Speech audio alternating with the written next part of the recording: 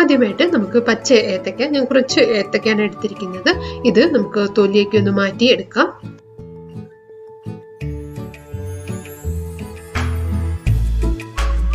ഇതേപോലെ സ്കിന്നൊക്കെ ഒന്ന് മാറ്റിയ ശേഷം നമുക്ക് വെള്ളത്തിലേക്ക് ഇടാം.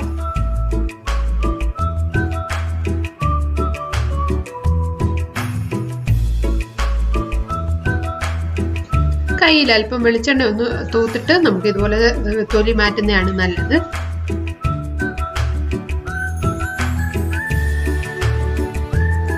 നമുക്ക് ഓരോന്നും അരിഞ്ഞെടുക്കാം. അധികം കനവില്ലാതെ എല്ലാം ഒരേപോലെ നമുക്കൊന്ന് അരിഞ്ഞെടുക്കാം.